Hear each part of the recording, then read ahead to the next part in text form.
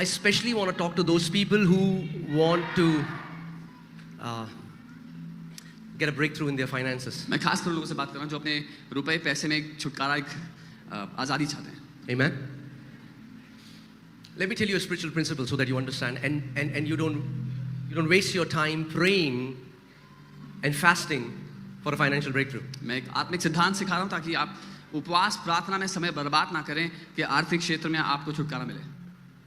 Hear me very carefully. मुझे ध्यान से सुनना. Financial prosperity does not respond to fasting and praying. आर्थिक समृद्धि उपवास प्रार्थना को जवाब नहीं देती. And many Christians have been praying and fasting for a financial turnaround in their life. और बहुत से मसीह लोग एक आत्मिक छुटकारे के लिए प्रार्थना उपवास कर रहे हैं. Because they don't understand the revelation of the scripture. क्योंकि वो वचन के प्रकाशन को नहीं समझते. Amen. Many people are.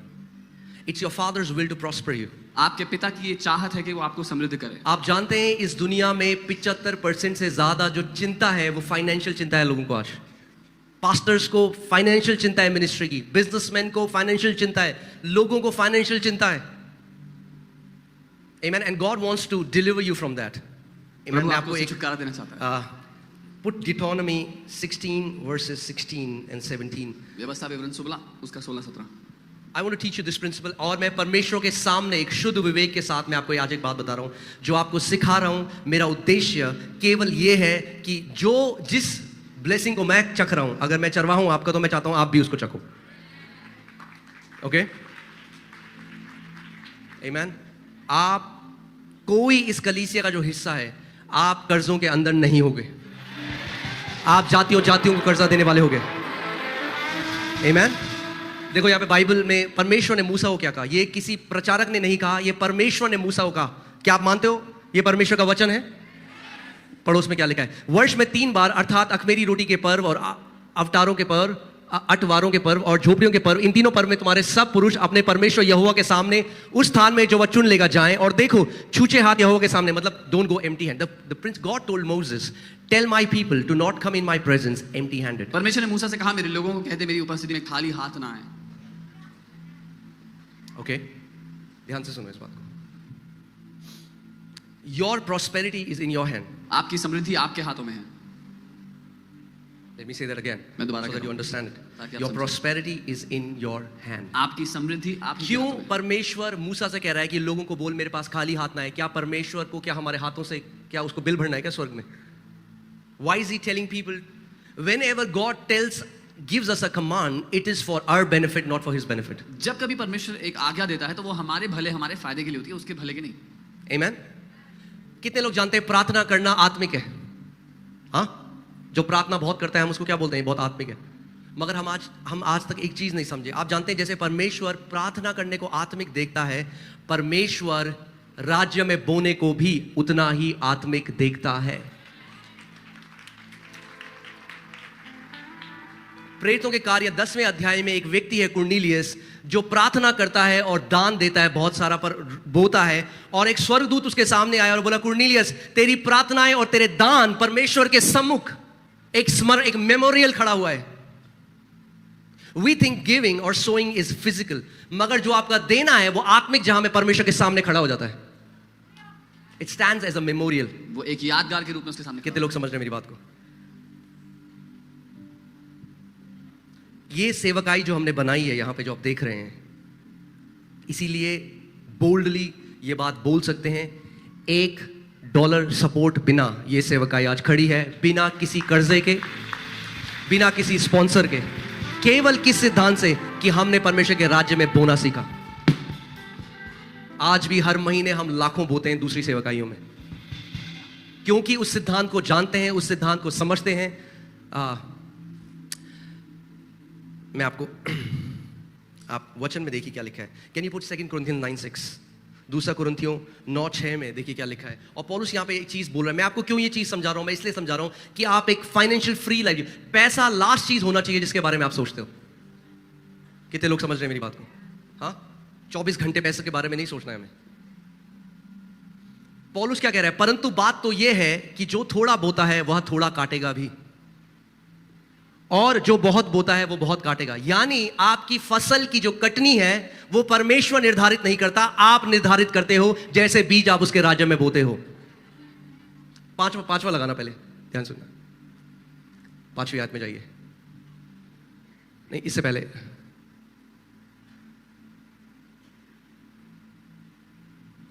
पौलुस यहां मैसेडोनिया की कलीसिया में गया और वहां लोगों को बोल रहा है कि तैयार रहना देने के लिए, मगर वो उनको ये चीज बोलता है कि कभी भी प्रेशर में आके आपको नहीं देना है। इसलिए ध्यान से सुनो, इस कलीसिया में कभी भी प्रेशर में आकर बोलो नहीं देना है। हाँ, प्रेशर में आकर नहीं देना है, ठीक है। और जो रोटी परमेश्वर ने दी है, रोटी नहीं बोनी है, बीज बोना है। अपने बच्चों की फीस लाके मत बो देना। ध्यान से सुनो मेरी बात को। परमेश्वर जो हमें देता है उसमें बीज भी है और उसमें रोटी भी है। वो बोने वाले को बीज, खाने वाले को रोटी देता है। अपनी रोटी नहीं बोनी है और बीज नहीं खाना है। बोलो, रोटी नहीं बोनी है और बीज नहीं खाना है। रोटी खानी है और बीज बोना है। कई लोग क्या करते हैं, वो हर्ट हो जाते हैं क्योंकि मैसेज सुना और जो सब कुछ है हर बार अकाउंट में डाल दिया और फिर उसके बाद कुछ नहीं है, फिर कहते क्या करा प्रभु ने। अरे प्रभु नहीं कह रहा आपको कि अपनी रोटी भी बो दो। इस कलीसिया में मैं आपको बोल रहा हूं, रोटी मत बो, बीज बो केवल। रोटी आपके लिए, आपके परिवार के लिए। अपने बच्चों की फीस निकाल के मत डालो यहाँ ऑफरिंग बैग में। आमीन। हाँ, एक गैर जिम्मेदार आप हस्बैंड और एक फादर नहीं हो सकते। Don't show your kids fees. अपने बच्चों की फीस लेके मत बो देना। मगर जो भी परमेश्वर आपको देता है, जो भी, मैं आपको आज तरीका बता रहा हूं बढ़ोतरी का, कि आप इस बात को समझ जाओ, आप एक फाइनेंशियल इंडिपेंडेंट लाइफ जी सको। आपको लग रहा है यीशु मसीह सोचता था हर समय कैसा कैसा आ रहा है, कैसे कैसे होगा सब कुछ? नहीं, money should be the last. आपकी चिंता का आखिरी होना चाहिए पैसा। सो जो भी परमेश्वर आपके हाथ में रखता है, आपकी सैलरी कुछ भी हो, चाहे 10,000 है, चाहे 20,000 है, चाहे 1 लाख है, फर्क नहीं पड़ता। जो भी आपकी सैलरी है उसमें बीज है और उसमें रोटी है। पहला जो 10वां हिस्सा है वो परमेश्वर का है। किसका है? परमेश्वर का। पहला 10वां हिस्सा परमेश्वर का है। तो जब हम वो परमेश्वर के राज्य में पहला 10वां हिस्सा बोते हैं तो आप उदारता नहीं दिखाते, आप उसको वो देते हैं जो उसका हिस्सा है। कई मसीह लोग तो वो भी नहीं करते।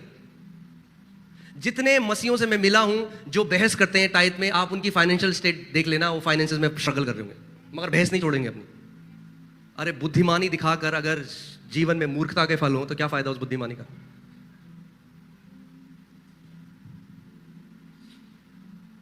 जिस नियम को करके मैं परख चुका हूं, चख चुका हूं अपने, जब मेरे पिता बचाए गए, सबसे पहले मैंने अपने पापा को सिखाया, अपने बच्चों को सिखाता हूं, हर किसी को सिखाऊंगा, सिखाता हूं कि अगर टाइदिंग जो दशवांश है वो परमेश्वर की बहुतायत में पहला कदम है, उसमें रखना। किंडरगार्टन है टाइदिंग। क्या है? किंडरगार्टन। अब जो 90% आपके ऊपर आपको दिया है परमेश्वर, उसमें से आप बीज निकाल सकते हैं। ओके, मगर सबसे पहले वो भी छोड़ दीजिए। सबसे पहले अगर आप परमेश्वर के घर में बोए गए, सबसे लीस्ट जो परमेश्वर एक्सपेक्ट करता है आपसे, वो आप फेथफुल टाइदर हो। क्या हो? एक विश्वास योग्य दशवांश को देने वाले। क्योंकि 2 ही कारण है जिनकी वजह से एक नया जन्म पाया हुआ एक बेटा या बेटी टाइद नहीं देंगे या दशवांश नहीं बोएंगे। पहला है वो परमेश्वर के वचन पर भरोसा नहीं करते। उसका वचन कहता है, आप जानते हैं बाइबल में बार बार लिखा है, परमेश्वर का वचन कहता है कि परमेश्वर को मत परखना, मगर जब दशवांश की बात आती है तो परमेश्वर ने कहा ऐसा करके क्या कर, मुझे परख। पहला कारण ये है, कई लोग जो है उनको विश्वास नहीं है वचन में। और दूसरा है लव ऑफ मनी, पैसे का प्रेम। और आज जो मैं आपको सिखा रहा हूं ये बात तब है जब मैं और हम लीडर्स इस कलीसिया में हम 10% दशवांश नहीं देते, हम 20% दशवांश देते हैं। और उसके बाद तो जो बोते हैं वो एक अलग बात है। पर मैं आपको ये सिखा रहा हूं कि उसका जो हमने फल देखा है अपने जीवन में, और जो आज लोग कहते हैं अरे देखो ये अमीरों की कलीसिया है। अरे भैया अमीरों की कलीसिया नहीं है। कहां थे तुम जब वो कारपेट खरीदी थी 15 लोगों ने मिलकर 3,000 रुपए की? अमीरों की कलीसिया नहीं है। हाँ, विश्वास से परमेश्वर ने अमीर बनाया है अपने लोगों को, बिल्कुल अलग बात है। जब शुरू हुआ था तो कुछ भी नहीं था, कुछ भी नहीं था। मैंने आपको बताया ना, पुलपिट भी दीमक से खाया हुआ था। हाँ, सो दिखाने का था पुलपिट, टिकाने का नहीं था, ऐसे लुढ़क जाता था। मगर उस समय में परमेश्वर ने हमें सिद्धांत सिखाया, prosperity does not respond to fasting and prayer, prosperity responds to generosity. समृद्धि परमेश्वर के राज्य में उपवास और प्रार्थना से नहीं आती, उदारता से आती है। कैसे आती है? उदारता से। फिर से लगाइए 2 Corinthians 9:6, उसमें देखिए पौलुस क्या कह रहा है। वो कह रहा है परंतु बात तो यह है कि जो थोड़ा बोता है वो थोड़ा काटेगा भी। अब मेरा क्वेश्चन सवाल ही आपसे यह है, थोड़ा क्या है? 100 रुपए थोड़ा है या 10 रुपए थोड़ा है? नहीं, वो थोड़ा हर किसी के लिए अलग हो सकता है। आपके लिए जो थोड़ा है जब आप देते हो सकता है कि जो आप दे रहे हो वो दूसरे व्यक्ति के लिए थोड़ा हो, मगर एक बारी क्या हुआ, यहां पे कुछ लोगों ने, जब हम लोग कलीसिया बना रहे थे, उन्होंने दिया है हमें परमेश्वर के राज्य में एक सैक्रिफिशियली सो किया है। तो मेरी टीम ने एक बार मुझे बोला हमें थैंक यू बोलना चाहिए इनको। मैंने कहा नहीं, क्योंकि मुझे नहीं पता कि हो सकता है इस व्यक्ति ने 50 लाख का चेक दिया, मगर जिस व्यक्ति ने 10 रुपए दिए, मुझे क्या पता कि वो 10 रुपए केवल उसके पास पूरे 10 रुपए ही थे और उसने वो दे दिया। परमेश्वर की नजर में 50 लाख से बड़े वो 10 रुपए थे, क्योंकि अमाउंट नहीं है किंगडम में। समझिए, आपके लिए जो थोड़ा है, कई लोगों का एटीट्यूड कैसा होता है जब परमेश्वर के राज्य में देना है ऑफरिंग, तो देखते हैं सबसे थोड़ा क्या है मेरे पास। तो परमेश्वर कह रहा है अगर तू ऐसे नापता है कि थोड़ा बोएगा अपने हिसाब से मेरे राज्य में, तो थोड़ा ही काटेगा भी। मगर अगर तू अपने हिसाब से ज्यादा बोएगा कि प्रभु मेरे लिए बहुत ज्यादा है मगर मैं तेरा आदर करना चाहता हूं, तो परमेश्वर कहता है मैं तेरा नाप लूंगा और अपना ज्यादा तेरे को दूंगा। Your harvest will never get confuse. परमेश्वर, आपका हार्वेस्ट कंफ्यूज होने वाला नहीं। जो थोड़ा बोएगा थोड़ा ही काटेगा, और जो ज्यादा बोएगा वो ज्यादा काटेगा। सो जब आप किसी की कटनी देख रहे हो, फसल देख रहे हो, फसल देखकर जेलस मत हो, ये देखो उसने कितने बीज बोए हैं उस फसल के लिए। आमीन। और मैं आपको बता रहा हूं, आपकी समृद्धि परमेश्वर के घर से कनेक्टेड है। जिस दिन आप इस बात को समझ गए, अगर आप एक ऐसी कलीसिया का हिस्सा हो जो बढ़ती जा रही है, आप अगर समझदार हो और आप उस कलीसिया में बोने वाले हो, आपकी बढ़ोतरी का कोई अंत नहीं होगा। पास्टर पॉल योंगी चो ने जो कलीसिया बनाई, जो दुनिया की सबसे बड़ी कलीसिया थी, वो स्लम एरिया में शुरू हुई थी और आखिरी में उस कलीसिया में 50,000 से ज्यादा मल्टी मिलियनेयर्स थे। आमीन। उन्होंने प्रभु के लिए बहुत काम किया। सो हमारा जो अब पैसे की कोई वैल्यू नहीं है, इटर्नल। आप समझ रहे हैं, अर्थ में है, यहां लेके नहीं जाएंगे आप। मगर जो प्रभु ने हमें दिया है, जब हम उसके राज्य में बोते हैं तो वो इटर्नल वैल्यू हो जाती है। उसकी क्या हो जाती है? उसकी अनंत की कीमत हो जाती है। कितने लोग समझ रहे हैं मेरी बात को? उस औरत ने जो वो इत्र था जब यीशु के पांव में, बाइबल कहती है उसके 1 साल की सैलरी थी, वो 1 साल की सैलरी, मगर जब उसने यीशु के पांव में उसका आदर किया तो क्या होगा? उसने उसको इटर्नल, जब आप जाओगे स्वर्ग में तब भी मिलोगे उस औरत को, और परमेश्वर उसको अनंत तक की वैल्यू दे दी उसने। आमीन। एक चीज मैं और मेरी वाइफ ने डिसाइड करी कि हमारे बच्चे, we will make sure that they become generous, कि वो उदार होंगे, क्योंकि अगर उदार होंगे उन्हें कभी कमी नहीं होगी किसी चीज की। आमीन। सो एवरी नाइट प्रेयर को, वी नेवर यूज्ड टू, मेरे को आज जब मैं आई वाज जस्ट प्रिपेयरिंग, मुझे ऐसा लगा प्रभु ने कहा नहीं, बोल मेरे लोगों को, क्योंकि अगर वो बोएंगे नहीं तो वो काटेंगे भी नहीं जो मैं चाहता हूं उनके जीवन में हो। आमीन। So we have to learn this principle, क्योंकि ये परमेश्वर की तरफ से है। और शैतान अटैक करता है इस मैसेज को, क्यों? क्योंकि वो जानता है, शैतान नफरत करता है कि मसीहों के पास मसीह ब्लेस्ड ना हो। क्यों? क्योंकि मसीह, जब दुनिया के, जब अनगॉडली लोग, जो करप्ट लोग हैं, जब वो ब्लेस होते हैं तो क्या बनाते हैं? वो बार बनाते हैं, पब बनाते हैं, ब्रोथल बनाते हैं, सारे गलत काम करते हैं। मगर जब मसीह लोग ब्लेस होते हैं तो हॉस्पिटल्स बनाते हैं, वो ऑर्फनेजेस बनाते हैं, वो अच्छा काम करते हैं। सो पैसा राइचियस के हाथ में जब आता है तो वो वेपन हो जाता है एनिमी के किंगडम में।